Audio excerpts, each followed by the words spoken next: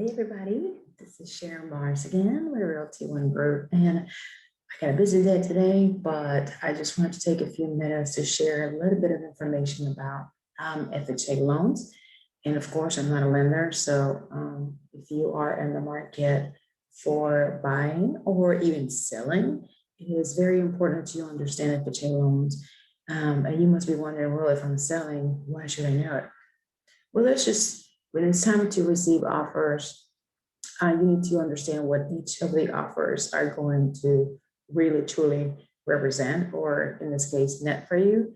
But I'm not going to be talking about that today because we're talking about just FHA loans. So give me a call if you're thinking about listing your home. I would love to help you. And, I love helping people and educating my clients. So I'll be more than happy to go over all these details. Okay. So now as far as FHA loans, I mean, they're great help out there for very commonly used for like first-time home buyers who have lower credit scores because they usually will get approved depending on other things, in the 580 range of the credit score. Of course, the credit score itself is not just enough. There's, debt to income ratio, employment verification, among other things that the lenders will explain to you. But you do have to pay, a PMI because the down payment is a lot smaller, so 3.5%, and you will end up paying a monthly fee every month on your mortgage for, coming in below that 20% down payment.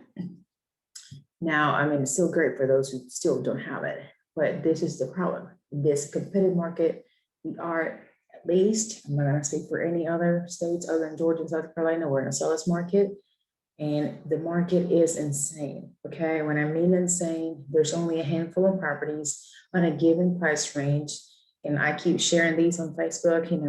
I love starting the market. I love going there and checking what's out there. Buyers keep asking me, hey, I keep giving them updates, and I share some updates with you guys on Facebook as well. So if you have been following me, you should know by now that it's very competitive out there. So you need to be prepared as a buyer to come on strong on those offers. You need to be prepared with a pre-approval letter as a trusted lender that and your realtor knows that it's going to close in time. That's a very crucial thing nowadays. But anyway, back again to FHA loan. And why does it matter? Because if you're a buyer, when you submit this offer, the listing agent is going to go over that offer with the seller, and if the listing agent is responsible and knowledgeable enough, they're going to explain the pros and cons of each offer. And the listing agent should not make a decision, but definitely explain the pros and cons. And at the end of the day, the seller makes a decision. Okay, but the FHA is the most strict when it comes to repairs and appraisal. So that's one of the cons, because there's a lot of repairs that, if need be done, as a buyer, you won't be able to close on that home. And as a seller, that transaction is not going to close unless somebody on that party is willing to pay for such repairs. Okay. So there's like specific, if you are in an area that's more like rural, and there is a septic tank or there's wells, there's specific distancing from the house, specific requirement. It must be at least like 50 feet, and verify with your lender, verify with specific local entities, because some of those things go outside of my area, but just kind of give you a broad idea. And it should be, depending on your local counties and regulations, but you need to verify with that 10 feet back from that property line. Also, some of those repairs. So if you go see houses and you're like, oh, like I got some buyers right now that are like, yeah, I don't mind to fix it up, or I just want a good price, a good bargain, and I'll fix it up and it'll be good. But if you have an FHA loan, if the house was built prior to 1978 and there's peeling paint, somebody's got to fix that. Somebody's got to correct that. That costs a lot of money, or at least it costs some money, and it has to be done before closing, because the FHA loan will not be funded until that's completed. Again, if there's like unpainted or broken gutters and downspouts, like those are no-goes. If there is any, say that you have a little shed in the back that's like rotted and needs to be taken down, or, that's a no-go as well. Exteriors door that don't close and latch properly. I know it sounds kind of silly, but it's one of those things that it's a no-go.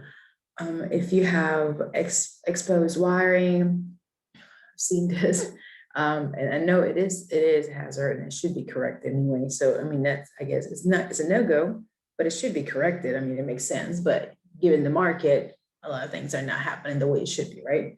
So just keep that in mind if you want to be competitive. If there is a leaky roof, the leaky roof has to be, if you have an FHA loan as a buyer, whether the buyer or the seller pays for that repair. That's something that y'all need to be discussing. If I'm your agent, I'm going to give you my specific recommendation on that specific part. But the point is, it's not going to close. It's not going to be funded. If you're a seller and you accept an offer, whether you know that you do have a leaky roof or not, you're going to be mindful of that, because then somebody's got to pay for this repair before it's closed. If you have rotting window sills, if you have a pool in the backyard that's not empty, that's not serviceable, and there's a missing pump, or the pump is not working, the system's not working, the pool is abandoned, like there's things growing in it, whether it's like mildew or even plants or pests or whatever the case is, all those things are a no-go. So there's a lot more things that you can get away with as far as a loan per se, with a conventional loan versus an FHA loan. And a lot of things with a conventional loan comes down to negotiation between the buyer and seller, but with the FHA loan, it will be a no-go. If there's like rip screens, the water heater has no pressure valve. I mean, there's other things, that I'll be more than happy to kind of go over with you guys and send you some information. But also make sure that you talk to your lenders as well. Make sure that your realtor, your lender, and the client, we gotta work as a team. And I love educating my people and providing them some information that perhaps is not accessible to them, or they didn't know it was there. So just kind of keep that in mind when you're trying to apply for a loan. If you really don't need that lower down payment for the FHA loan, if you really can get approved for a conventional loan, I would definitely recommend you to go for a conventional loan versus an FHA loan. Well, specifically in this market, because a lot of the repairs, the sellers sometimes are not willing to do those. And then if those repairs are not done, then it's not going to get approved. So it's not going to go anywhere. And, but anyway, that's a conversation for another time. I hope this was very informational and helpful for you guys. And I also hope that you guys have a great day. Okay, bye.